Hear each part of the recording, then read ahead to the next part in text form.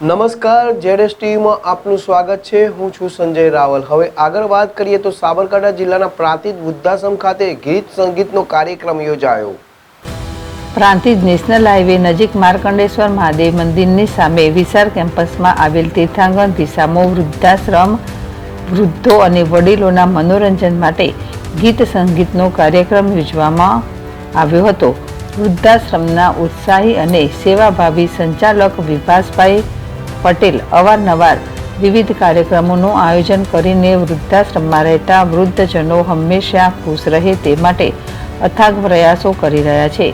પ્રાંતિજના LICના અધિકારી RK ચૌહાણ કે જેઓ સંગીતની દુનિયામાં ખૂબ જ રસ ધરાવે છે, તેમણે RK કરાઓકે ક્લબની રચના કરીને પ્રાંતિજ, હિંમતનગર અને વિવિધ શહેરોના ગાયક કલાકારોને એક મંચ ઉપર આમંત્રિત કરીને તે કલાકારોમાં રહેલી અદ્ભુત શક્તિ અને ગાયકીના દર્શન કરાવ્યા હતા। આ પ્રસંગે હિંમતનગર ખાતે મહાસિદ્ધિ સત્સંગ કેન્દ્રના મેનેજર વિજય કૃષ્ણ અલોટરાની વિશિષ્ટ ઉપસ્થિતિ રહી હતી। RK ચૌહાણના માર્ગદર્શન હેઠળ યોજાયેલ નવા જૂના ફિલ્મી ગીતો રજૂ કરીને કલાકારોએ શ્રોતાઓના દિલ જીતી લીધા હતા। મોહમ્મદ રફી, કિશોર કુમાર, હેમંત કુમાર, લતા મંગેશકર, મુકેશ તેમજ સુપ્રસિદ્ધ ગાયક કલાકારોના અવાજમાં કર્ણપ્રિય ગીતો ગાઈને કરાઓકે સંગીત સાથે રજૂ કરીને વૃદ્ધજનોને ખુશ કરી દીધા હતા। કલાકાર વિજય ભાવસાર, ઉદ્વેશ દેસાઈ, ચિરાગ દેશમુખ, JD રાણા, A કુમાર, અશોક સ્વામી, અનિલા પટેલ, મનહર ઉદાસ, સીમા સુથાર, તેજસ વણજારા, સતીશ ચૌધરી, ભરત વાઘેલા, વિજય જોશી, ડૉક્ટર રસિક પરમાર અને જયપ્રકાશે ખૂબ જ અદ્ભુત ગીતો ગાયા હતા। ઓર્ગેનાઇઝર RK ચૌહાણે તમામ કલાકારો તેમજ વૃદ્ધાશ્રમના સંચાલક વિભાસભાઈ પટેલનો આભાર માન્યો હતો। રાવલ, જેડેશ ટીવી, પ્રાંતિજ।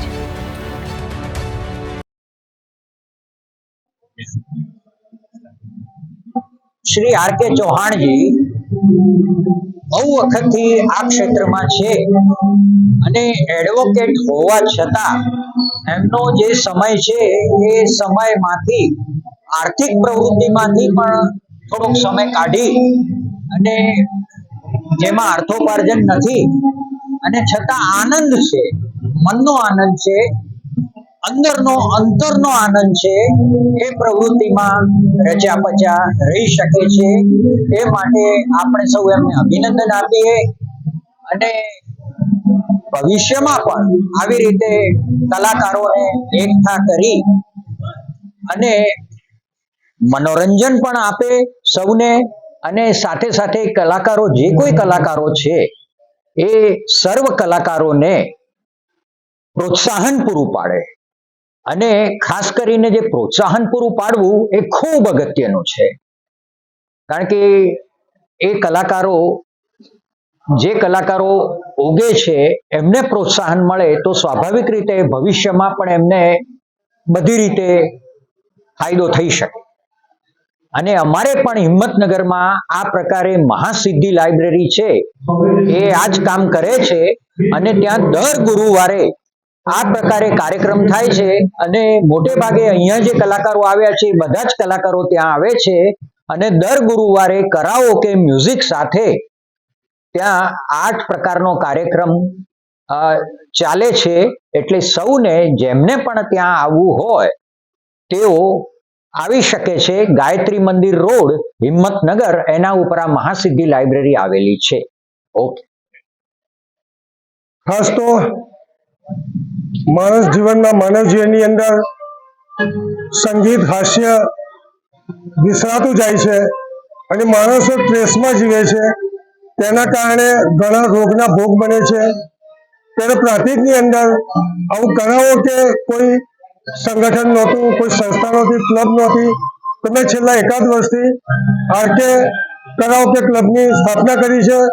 મારા કરાઓકે ક્લબની અંદર પણ પ્રાંતિજના ઘણા કલાકારો આવે છે।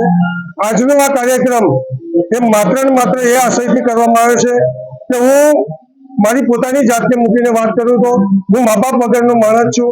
તો આજે મારા મા બાપને મળવાના એવા ભાવ સાથે, એવા અહેસાસ સાથે હું આજે આ તીર્થાંકરના માં આવેલો છું. ખાસ કરીને તો આજે કાર્યક્રમના અમારા જે પ્રેરણા મૂર્તિ હોય, જે અમારા જે ગોડ ફાધર હોય, કે અમે જે ઘરાનાના કલાકારો છે, તમામ કલાકારો આજે 18 કલાકારોએ આની અંદર ભાગ લીધો છે. આ ટૂંક સમયમાં કર્યું હોવાથી ઘણા કલાકારોને નારાજ પણ થયા છે, ઘણા કલાકારોને ચાન્સ પણ નથી આપી શક્યા. તો માત્ર ને માત્ર આજે કલાકારના જો મુખ્ય કોઈ અમારા પ્રેરણા મૂર્તિ હોય તો વિજય કૃષ્ણ અટોરા સાહેબનો શ્રેય જાય છે. તો ખરેખર ક્યાંય બહાર હિંમતનગરની બહાર નથી નીકળતા, છતાં પણ એમણે આજે હાજરી આપી છે. એમનો આભાર, પ્રેસ મીડિયાનો આભાર. અને ખાસ કરીને તો આ જે વૃદ્ધાશ્રમ છે, તીર્થાંકર વિસામો છે, તેની હું આજે લગભગ પ્રથમ ટાઈમ આવ્યો. પણ આ તીર્થાંકરની અંદર ખરેખર દરેક વ્યક્તિએ દર અઠવાડિયે 10 દિવસે આ વૃદ્ધાશ્રમની મુલાકાત લેવી જોઈએ, એન્ટરટેનમેન્ટના કાર્યક્રમ રાખવા જોઈએ. તમામ પ્રકારની અહીંયા વ્યવસ્થા છે. વૃદ્ધો પણ ખરેખર ખૂબ જ એને પ્રબુદ્ધ માણસો છે, એ લોકો એમને ખૂબ જ સહકાર આપે છે. ખાસ કરીને છેલ્લે અંતમાં હું મારા તમામ કલાકારોનો, સિંગરોનો, આયોજકોનો અને ખાસ કરીને તો વિભાસભાઈ પટેલ સાહેબ